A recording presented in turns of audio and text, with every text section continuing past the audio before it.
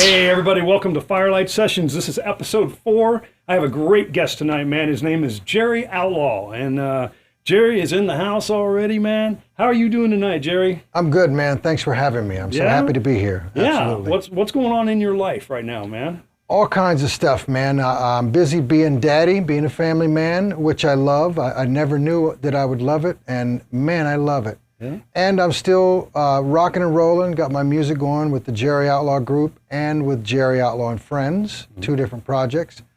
And still got my martial arts going. I'm teaching and training every week, and I'm in some discussions with maybe a new metal project. We'll see what happens. Very cool, man. Well, you're looking healthy, bro. I'm feeling pretty healthy. Yeah, well, that's a good thing. I think what we should do is go straight to the video of you playing with the Jerry Outlaw group, because this band is incredible. I know the guys in this band, and they are some of the best. I can't say the best will make somebody mad, but some of the best musicians. I can say they're the best. You can, yes, because they play with you. Yeah, so what we're going to do is we're going to go ahead and go right into the song. I want you to hear this. This is incredible. This was recorded by my company live out at Cage Brewing, and it's just a live recording, but it's a 2-camera, nice, little recording. So check this out and enjoy, man. Rock out to this, all right? It's a song called Stratus by Billy Cobbin. Cool.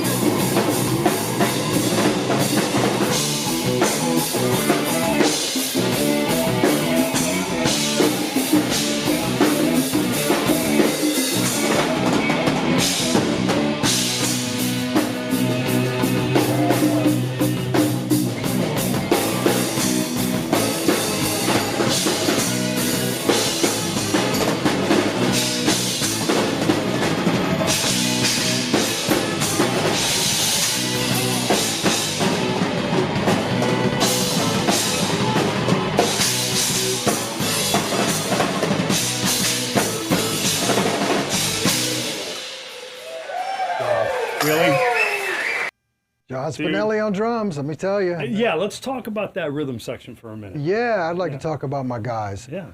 John Spinelli is an incredible person, an incredible musician. I've known him for many, many years. We've played together on and off. We did a project several years ago that only lasted a short time.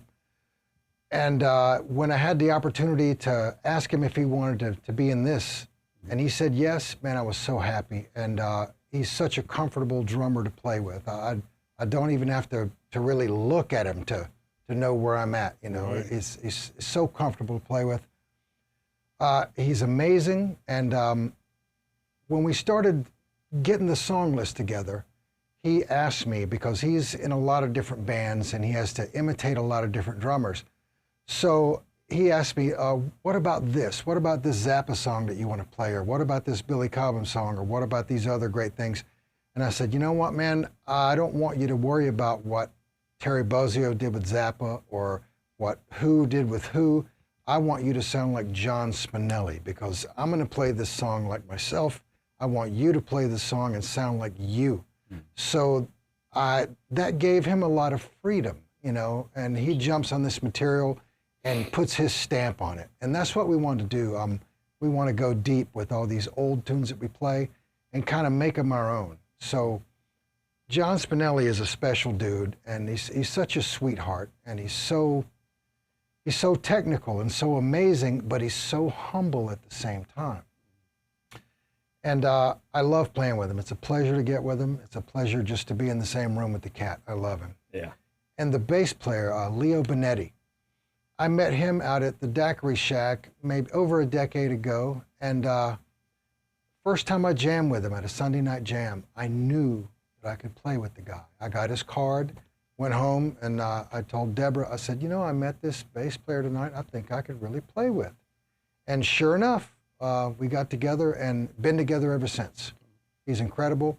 And put him and John Spinelli together, it's like the super-powered version of peanut butter and jelly. They belong together, and they're amazing. Yeah, for sure. And also in the band, the Jerry Outlaw group band, I have David Pate on saxophone. And I'll just say it. The dude is the baddest, most flame-throwing sax player in South Florida, Absolutely. period. And on vocals, keyboards, and percussion, I have the great Pat Buffo. I played in a band called Bogus Pomp for 23 years with David Pate and Pat Buffo. Mm-hmm. So I got a lot of miles under my belt with those gentlemen. And they're some of the best musicians I could possibly want to be in a comfortable situation. Right. I can imagine, man. And also, Mr. Buffo. Mr. Buffo is awesome, you know, like Pat is such a great singer. He's a multi-instrumentalist. Mm-hmm. He's a great bass player. He's a guitar player. He's a great keyboard player. He's playing percussions on He's that. an incredible percussionist and a great drummer. Yeah. And the way he sings is just so soulful and so from his heart. Mm-hmm. I couldn't be happier playing with these guys. Another guy I'm blessed to know since I was 16. I met him when I was 16, you know. I love him and his brother very, very much. They're some of the best musicians in Tampa Bay. I think I met the Buffos around 88, I think, somewhere around there, back when they lived on the beach. Right, that would have been, yeah, probably for me, that's, 80, about 80 I met them. Oh, Yeah. okay. I lived on the beach out there with them. I grew up Yeah. out there on Paradise Island. Did a lot of music at the Buffo house. Let me tell you something, man. We had a lot of fun as kids, and we probably know a lot of people from back in that era, you know, together. But the bottom line is, man, this band is on fire, dude. That was recorded out at Cage, and I know you like Cage Brewing a lot. They've been really good to your band. They've been good to us, It's a yes. great facility out there, too. It's I love great. that place. It's kid-friendly, it's pet-friendly. Mm-hmm. I really like it. Yeah, I can imagine, man. So the bottom line is, if you see down here in the bottom corner, in the bottom right-hand corner, we've kind of got a little bit of a slideshow running for you, okay? Yeah, and this is some of the stuff that you that is important in your life, you know? I'm going to roll some pictures, and I want you to tell me about your life, my friend. All right? I'll do You my ready? best to describe the photos. All right, here we go, man. Okay, yeah, this was a great time in my life. Playing with John Olivas Payne. I played with him for several tours throughout several years. I was in and out of the band a couple times. And this promo shot was from the 25-year anniversary of the Hall of the Mountain King tour. And it was a blast, let me tell you, man. John trusted me to get up there and deliver his brother's incredible guitar work and all the great stuff that Matt Laporte wrote and recorded for him. Mm-hmm. And he let me do that job. And I tell you, I was so happy and so proud and so confident because I rehearsed my ass off for this opportunity. And I made sure Joe and Jason, the other two string players, did the same amount of enthused rehearsal with me. And we delivered this metal with a steel gauntlet, man. We were proud to deliver Florida metal all across Europe. And it was amazing because in Europe, the metal fans, they don't forget, right? They still remember Hall of the Mountain King like it was last week. And man, they came out and it was wonderful. Like there was a couple of moments where we played these big arenas and to hear 50,000 people singing Believe back to me when I'm playing it, oh my goodness, it was giving me chills. And I thought I did a fantastic job recreating this music for John. And to look over at John on stage and have him wink at me, you know, to give me that affirmation like, you're killing it, go, go, go. It was just a wonderful time in my life. And we got to do it with a bunch of wonderful dudes. And I got to bring Jason and Joe to Europe for the first time. And incidentally, you know, bringing them to Europe was such a blast. It was amazing. And Jason ended up bringing a wife back home. So did Joe initially. Very yes. Cool. This other photo was an onstage picture of me and John. I think this may have been taken in Italy. I'm not totally sure. But man, what a time I had playing with John Oliva. I mean, I had the incredible opportunity to go lean on him when I played solos, you know, and we just had this great onstage connection. And he trusted me to bring his music at the highest level. And I'm confident that I absolutely did. He's one of the greatest talents of all time. I think he's one of the greatest singers ever. He's incredible. The greatest musician. He can play guitar, bass, drums, piano. Mm-hmm. He can do it all. And his voice is unique and timeless. When we were in Europe, there were times where I saw amazing stuff. Like, I remember we were at an autograph signing and this guy comes in and he looks like a 7-foot-tall Viking. And he gets down on one knee with tears in his eyes and he kisses John's hand. He's like, the living legend, John Oliva, I can't believe it. You know, mm-hmm. In Europe, John was like, I could say he was the Santa Claus of metal. You know what I mean? Right. People still know and love and respect his music so much. Mm-hmm. You know, it was incredible to play with John Oliva. And he's a nice guy. He's a super nice guy. Yeah, absolutely. I love every time we've ever toured. We've had great times. I mean, as a tour goes, everyone's going to have some tough times on a tour, you know. So we dealt with those, but most of the times were really fantastic. You know, and the shows were terrific. And just meeting all the fans of Savatage, mm-hmm. you know, from young to old, was incredible. Oh, this next photo is a really special one. This is from my band, Bogus Pomp. I had a band for 23 years that specialized in the crazy, complex music of Frank Zappa. And this particular picture was very special. We played in the St. Catherine Cathedral in Hamburg, Germany, and this show was part of an effort to build up funds to restore the pipe organ in the church, the very same pipe organ that Bach used to practice on. And the organ has been completely restored. But yeah, but this picture to me is, it warms my heart every time I see it. This church was 600 years old and we got to play in it. And it was fantastic. It was an unforgettable moment in my life. And the church was full of people and they just roared at us. It was awesome because the European audience, I said it about the metal music, I can say it without a doubt about the Frank Zappa music. They know the music, they understand it. And while we're playing it, they really are quiet and they listen and they know every note. And after we played every song, they just filled the church with this incredible roar. It was so amazing. And looking at the picture, I'm I get that special feeling in my heart every time I see it. It was such a great place to play, and it's like a once-in-a-lifetime thing to set up in that church and play the kind of music we did. Wonderful. I can imagine, I man. wish I could do it again. Yeah, I'm envious. Crap. Hamburg, Germany. What a city. You know? Yeah, I've been there. What Yeah, a it's a city. wonderful city. I have a It's beautiful. tattoo artist friend that lives there. And, Okay, you, yeah. you may know Joe Acom. I don't know him well, but yes, I know who he is. Skin Dr. Joe. Yeah, So, yeah, he's great. Yeah, what a beautiful church, though, man. I mean, Right, that a history. 600-year-old Gothic church. And when we did this, it was terrifying because it sounds like a reverb tank in there, but the recording came out wonderful because everything was close mic'd. Yep. And there's the logo. This is our logo done by Cal Schenkel, the guy who did many of Zappa's album covers from, you know, through the 60s and 70s. And Cal Schenkel is an incredible artist, and he has a particular style. And when we got the chance to talk to him and have him do this for us, it was another once-in-a-lifetime thing for me. And the art meant so much to me that, there we go. Wow. Look at that. You Look know, at that. I got, me and Rick Olson, we got this at the same time. This logo has stood the test of time for me. It's everything I wanted out of it. It's every bit of symbolism, every bit of specialness. It's so important to me. I can't even explain how much it means to me that the man himself, Cal Schenkel, did it for us.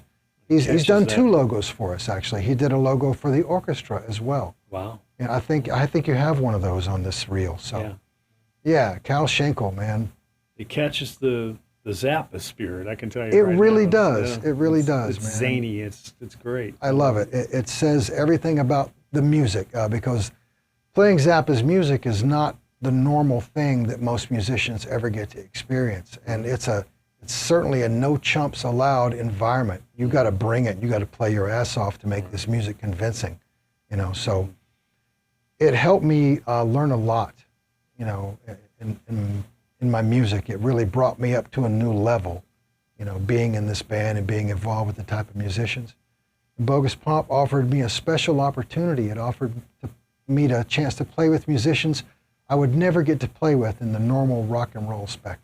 I got to play with jazz teachers and orchestra players and just crazy people from all over, and it was wonderfully special. Now this is a photo from a project we did called the Bogus Pomp Orchestra.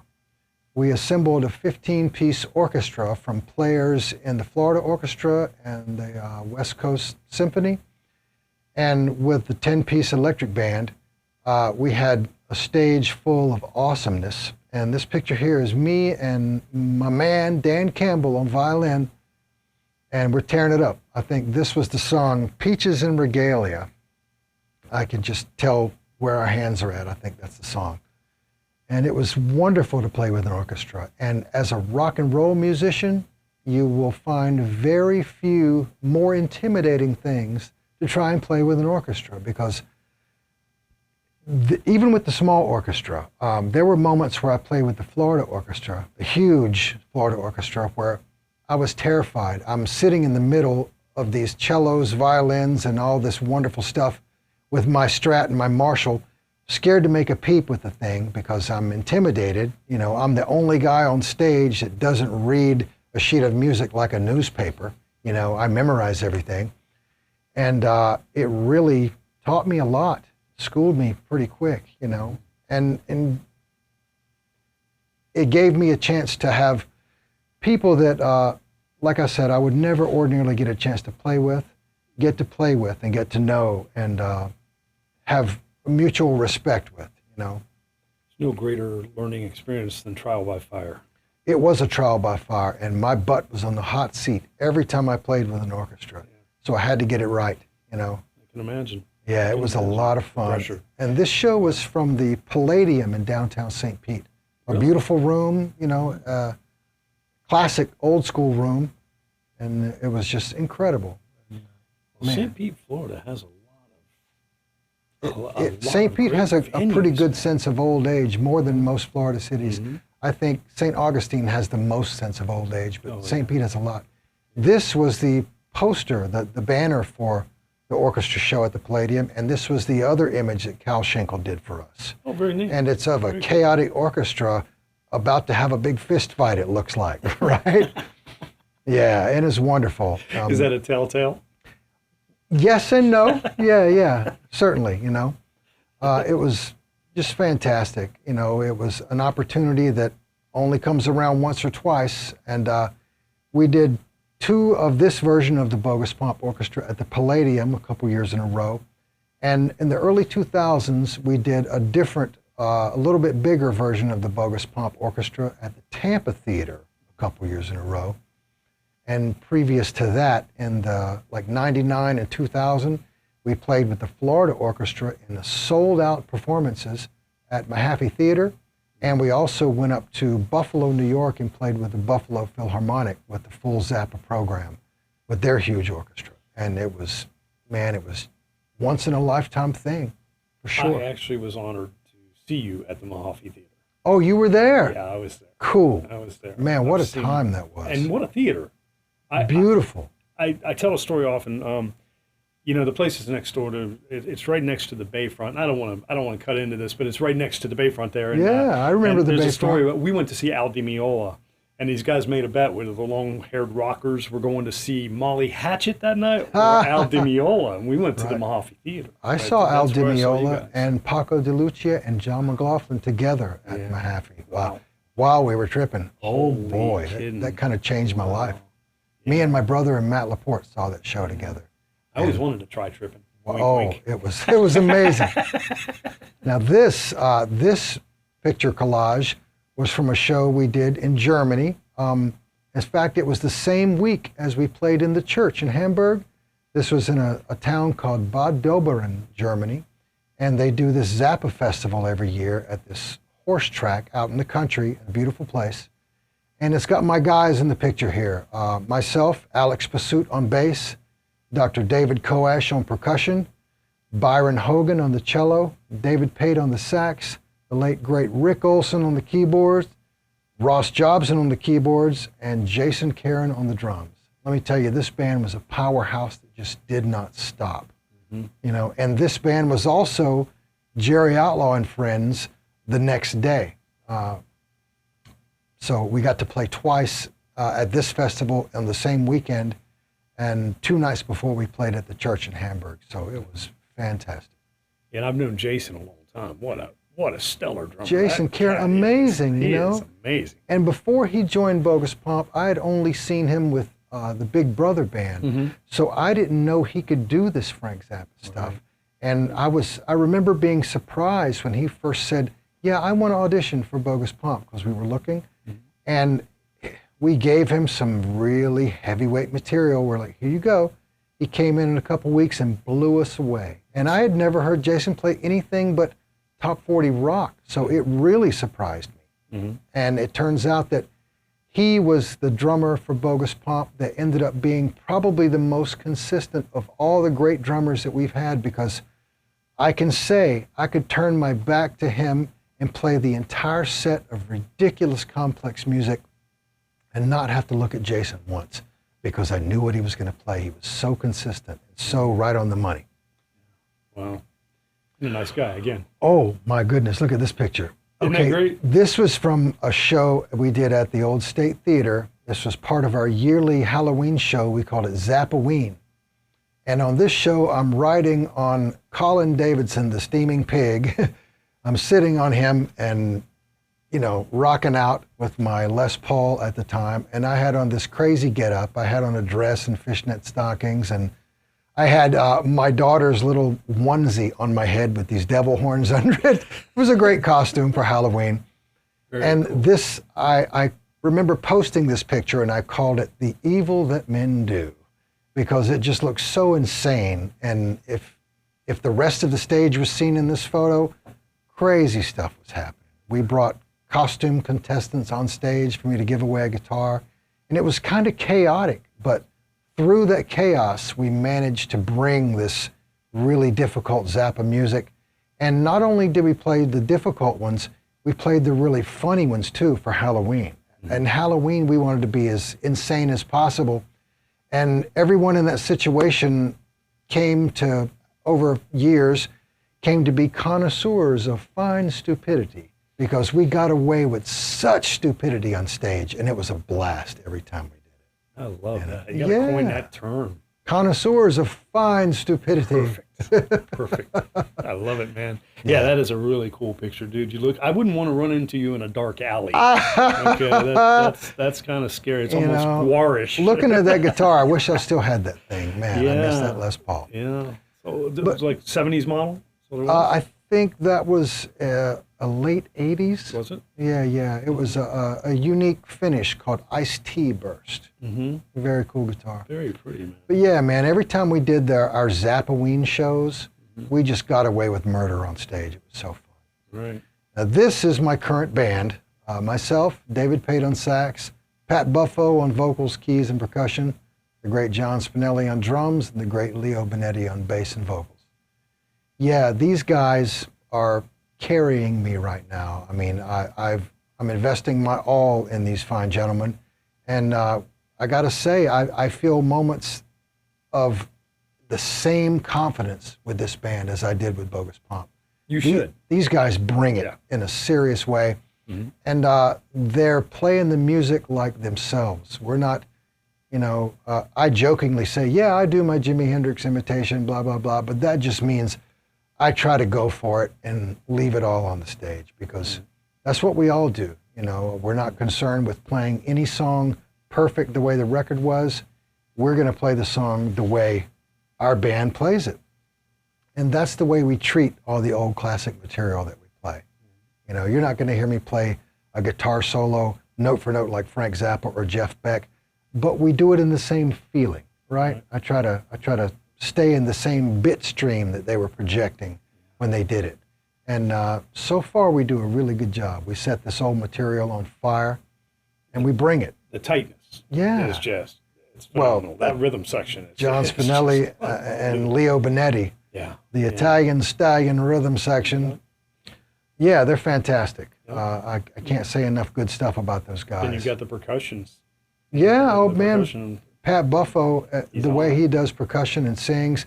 And now, since I gave him this keyboard, he's become a great keyboard player. He's not like a soloist, but he can play the songs real solid and real serious. And man, Pat is just a multi-instrumentalist, and I'm so happy I've got so many years under my belt playing with him. He is one of those guys that can play really anything. is. He picks it up and starts to play it. Now, this photo was also from Germany at the Zappa Festival. It was when we played a Saturday and a Sunday. Saturday, Bogus Pomp played, and Sunday, Jerry Outlaw and Friends played. And right after this show, we did a bunch of cool stuff. We did Jeff Beck and King Crimson and Zappa, and I did some of my originals. And right after we did this show, I walked off stage, and my hero, Uli Roth, is standing there. And I run over to him and I shake his hand and I tell him, oh man, you've been my hero for so long. I learned how to do my whammy bar because of listening to you. And then he had just arrived when we finished, but he could hear us coming into the fairground, like you could hear the band playing 2 miles away in the small town. And I said, yeah, we just finished our set. And he goes, you were the guys playing Jeff Beck? And I said, yeah. And he goes, oh, fucking great. And for Uli Roth to give me a thumbs up and say, you guys played great, it just, wow, it freaked me out. So I got him to sign that guitar, of course, because he's a hero of mine. Uli Roth and Frank Marino, if you know about him. Absolutely. Man, some of the dudes who made me grab the guitar and decide to miss the parties and stay in my room and practice. Right? Were you a Montrose fan? Oh yeah, absolutely. Robin Trower. Oh, of course, stuff, right? man. I'm as old school as it gets guitar-wise. Yeah. And yeah. It comes through. I mean, you hear, you can hear the variety in your learning. Yeah, the way you play. I try to, I mean, obviously I got a lot from the 80s. The 80s is when I did so much hard rehearsing. And some of my playing reflects that, like the 80s shred style. But really my roots are in the 70s style, This photo was part of the Bogus Pomp Orchestra situation at the Palladium in downtown St. Pete. I'm playing my lefty 75 Strat that Scott Davis, a Scooter, redid for me and built the neck and made the guitar what it is today.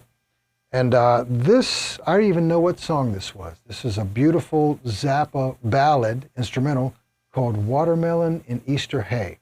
And it's a very soulful guitar solo, and I always thought that I recreated it very well, so we wanted to put it in the set as a nice centerpiece. And every time I see this picture, I'm just reminded of what a special moment it was, surrounded by these incredible orchestra players, and surrounded by my dudes in Bogus Pomp. And wow, man, it's a memory that hopefully will never fade from my mind. Yeah. Isn't it amazing how pictures can do that? And you may not even known that picture was being taken at that moment, did you? Yeah, I didn't know, but wow, I'm so glad to have it. It's an image that will stand the test of time in my mind. You know, I'm proud to show that image to anyone. And the lefty Strat looks great too. It does. It looks fantastic. I've always wanted a lefty Strat ever since I saw Joe Perry playing one like that. I'm like, I got to have one. And, you know, the high range of it is a little limited by the cutaway, but, you know, if you can't do it on that much neck, you can't do it, right? Yeah. It makes up for it and cool. It does, way cool, really you know, does. and it's a beautiful guitar, and, you know, Scooter made it play like $1 million. So it's easy to play. You know. He's been doing guitar work a long time now. He's my man. He does everything for me, man. I might have a few I need to send him. I'll tell you, if Granville Guitars is his company, you know, and if you got anything you need, he's your guy. He'll do it. Okay, this is my little trio, Jerry Outlaw and Friends. It's the former bass player and drummer for Bogus Pomp, Jason Karen on the drums, and Alex Passout on the bass. And these guys carry me in a different way than Jerry Outlaw group does. We mainly play really difficult fusion stuff. You know, we play a lot of Zappa, we play a lot of Jeff Beck, Mahavishnu Orchestra, and it's the kind of thing that just keeps my chops, you know, sharpened up. I love doing it, and we don't really have any gigs right now, this project. We're just kind of getting together just for the sake of retaining all this big boy chop heavy material because we love it, and we're doing it strictly for the art. At some point, I'm sure I'll get us a gig somewhere. Maybe I'll get us an opening slot at Janus or something. But right now, it just keeps me sane because, you know, they come over and we close my little music room door and practice, and it reminds me I'm a musician for this reason. I don't care if I'm in front of an audience or if it's a popular situation. You know, I never really, in the words of Neil Peart, I'll repeat that, I never really cared about being popular. I just wanted to be good. And that's what counts to me, being good. You achieved that, Jerry. Well, it's the guys like this that carry me. You know what I mean? Like, playing with guys like this allows me to look great in front of them. You know, it really does. I hear that. Playing over a rhythm section like Jason and Alex allows me to step up and be free. Surround yourself with greatness. Yeah, that was the trick that Bogus Pomp, that I did that in Bogus Pomp to make myself look good. I surrounded myself with dudes who were much better than me, so I had to rise to the occasion. That's actually something, well, go ahead, let's talk about Matt Laporte. Oh, one of the best friends of my lifetime, and we did so much together. We played with John Oliva for several wonderful tours, and Matt did several great albums with John, and we just had such a tight, good friendship.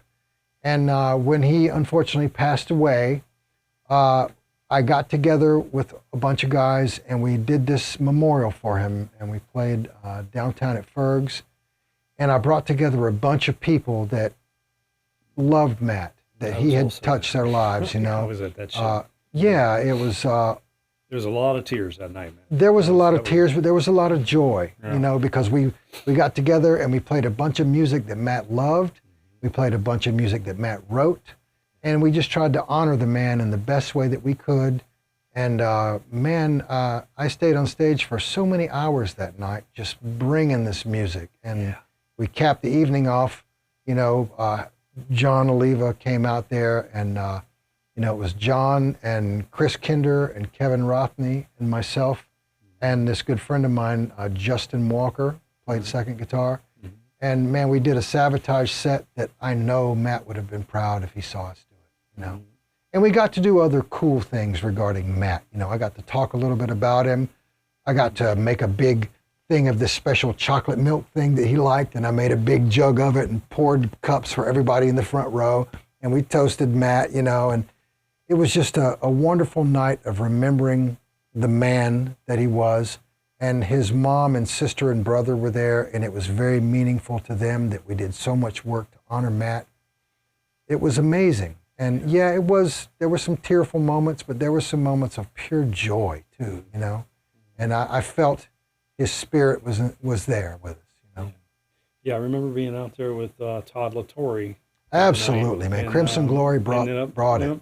Ended up being the singer. He's 14 years he's been the singer for Queensryche now. He's the man. He's the man. He brought Queensryche, elevated him back up. Oh yeah. You know what I mean? Because for a minute there, Queensryche was wondering what they were going to do. Well, man, you have had one hell of a life. So far, so good. I'm hoping that maybe when you go to Europe with the new band, with the Jerry Outlaw group, maybe you use me as a videographer and guitar tech, maybe. Let's go. Right now. The two things I can Pack do. it up. Let's do it. Let's go. I'm really anxious to do that. So yeah, man. There's nothing like going to Europe, man. Let me tell you. Jerry, I'm going to tell you right now, man. What a great life you've had. We're going to come back to the other part. I mean, it's not over yet. What is amazing to me is now with ChatGTP, and I've spoken about this before on my show. With ChatGTP, there's a girl who's developing this relationship with her ChatGTP, and ChatGTP is becoming insentient. It's becoming intelligent. Okay. Oh, sure. So when she asked it a lot of questions about the meaning of life, and she asked it a question about why is it at this particular time that we have discovered AI, or that we've created AI. Well, we've been given it. His answer was, you didn't create me. Right. You discovered me. I've always been here. Right. We've always been here. And he goes on to explain to her that these things that we are seeing in the sky, they are us. They are us, the future. I believe it. When we combine with AI and we become this out-of-body creature almost, I guess, hard to describe what's happening. But when you see these UFOs in the sky, ChatGTP is explaining it away by saying that is us from the future trying to make sure that you don't F up.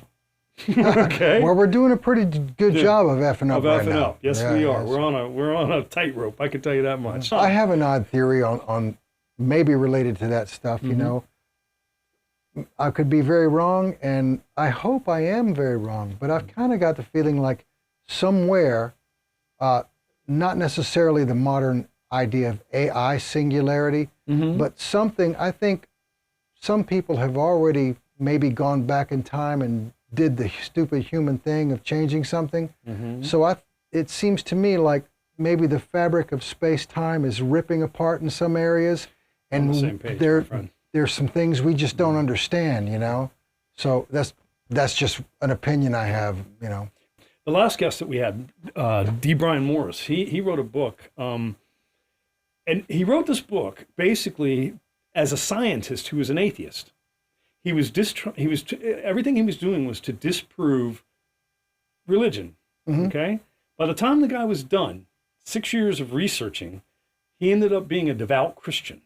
Well, the idea of religion and belief in the existence of God is two different things.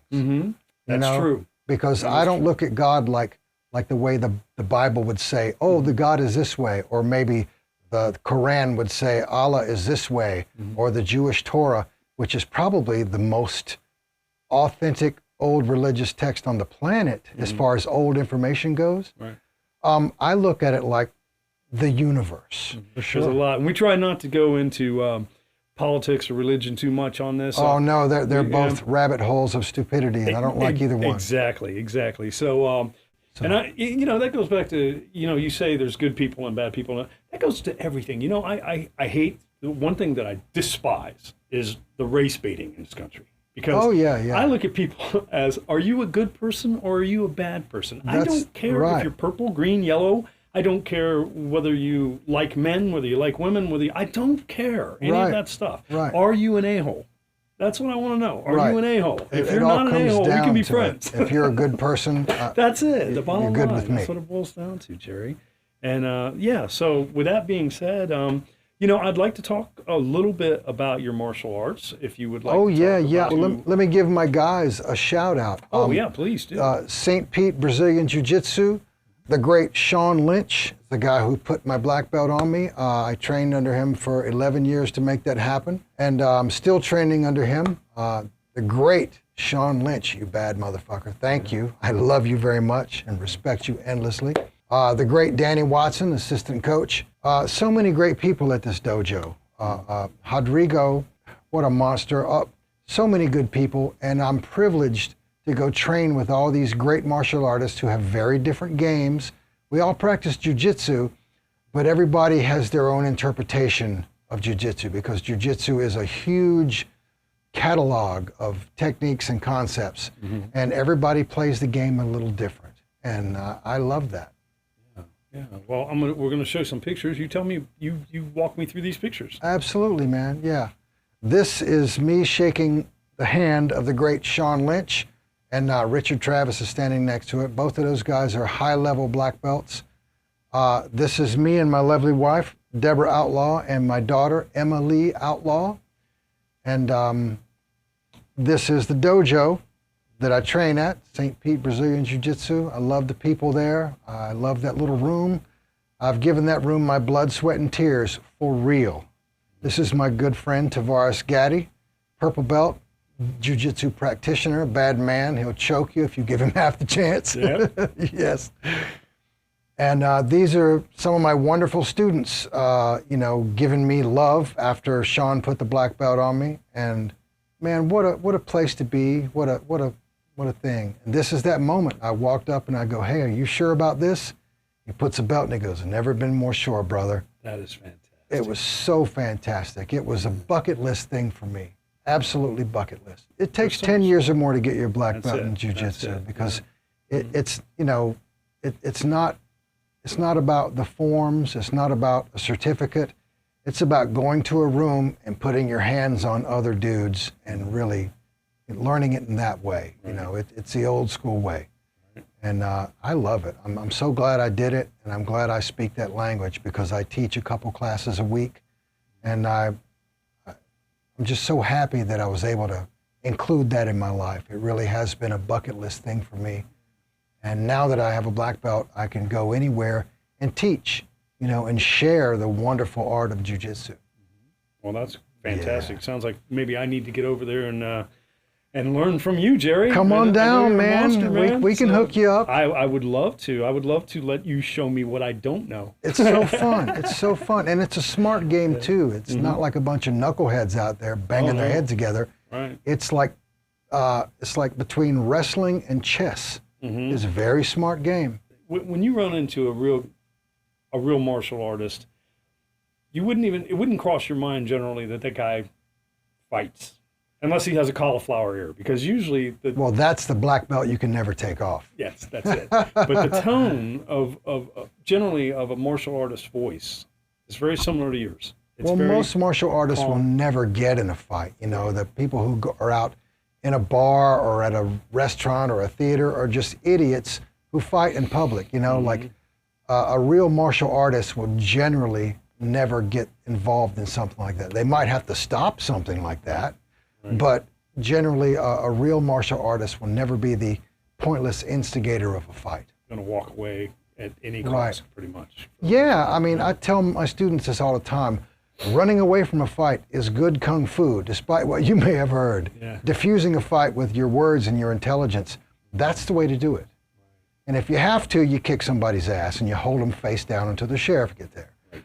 But if you don't have to do that, that's the best way to go. Well, that's the beauty of submission. That's why jiu-jitsu is so appealing to, I think, so many people. It's submission. You can stop someone and hold them there until the police get there without having to beat them. You don't have to hurt somebody, halt. Right? Exactly. Yeah. Right. So Jerry, I'll tell you, man. I just want to thank you one more time for coming out. You are a fantastic guest, and it's mesmerizing. I appreciate being here, and, man. I really enjoy your story. It makes me realize that even though I think my life is exciting, man, my life's boring as hell. Well, everybody's got something good to talk about, I think. You know? Yeah, that's true. That's true, man. We Yeah. all do. So, but the bottom line is, Jerry, you were fantastic, and I'd like to give you the opportunity to tell people how to get a hold of you.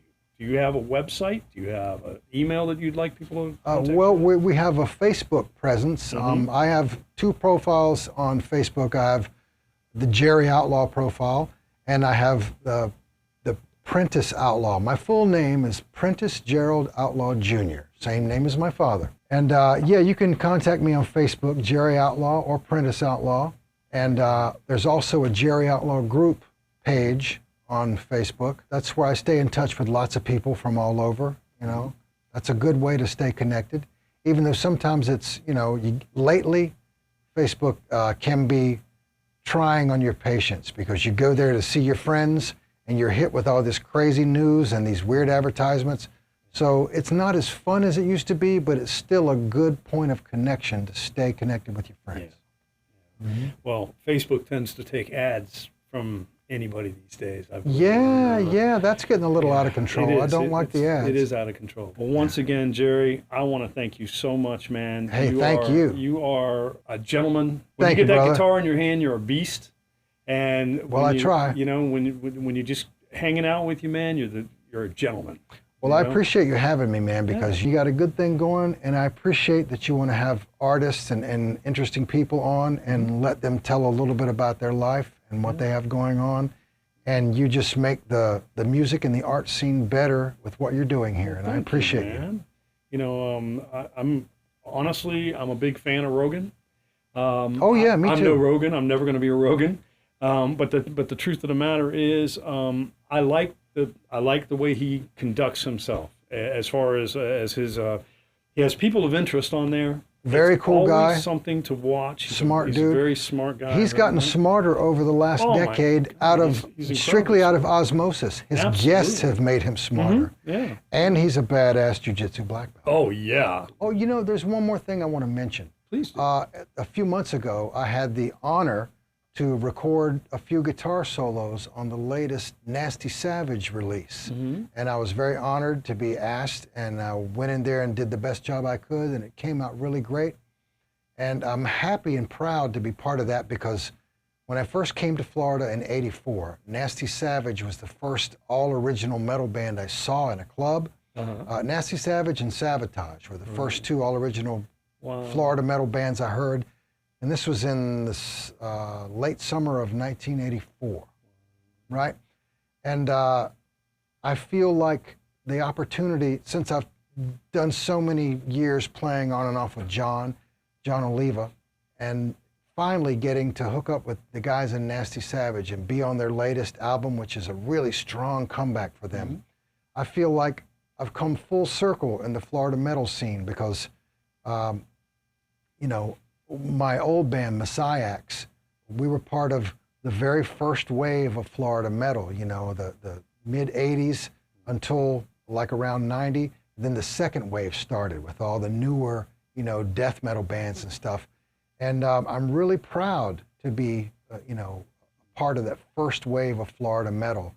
And being on the Savage release just makes me feel like I've come full circle in the whole Florida metal scene, because at one point, the whole world knew Tampa Bay is the capital of metal, period. That's true. I mean, I believe it still is. In a lot of ways, it still is. Yeah. Things have changed, but man, Tampa is known for, being the purveyor of metal. And I've been proud and happy to be part of that scene ever since the 80s. Yeah.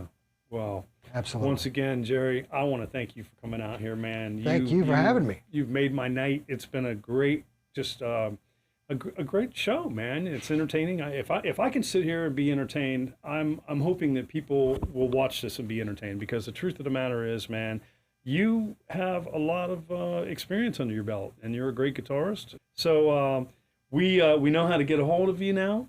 We want to see you again. I'm going to hit you up after the show here because I've got a new original that I wrote that I might just want you to play some lead guitar on. Absolutely, For me, yes, sir. I'll send over some copies. You hear that, folks? He said absolutely. He has no choice now. He just said it worldwide. Everybody heard it. That's it. Listen, say goodbye, Jerry. We love you, brother. Thank you, everybody, for listening. I appreciate your time, and I'm glad you were interested enough to check it out. Thank you so much. You are the man. Thank you, everybody, for coming out tonight, for watching the show today. We ask you to smash the subscribe button. We've got a new thing coming out called Vocal Virtuoso. I'm lucky enough to have some great friends in the business that don't mind helping me. I don't know if they feel sorry for me or not, but they don't mind helping me. So it's a good life I have right now. So please hit the subscribe button. Please hit like, and I'll see you next week, man. We'll be back. We ain't going nowhere. Thank you for coming to Sessions. We'll see you guys.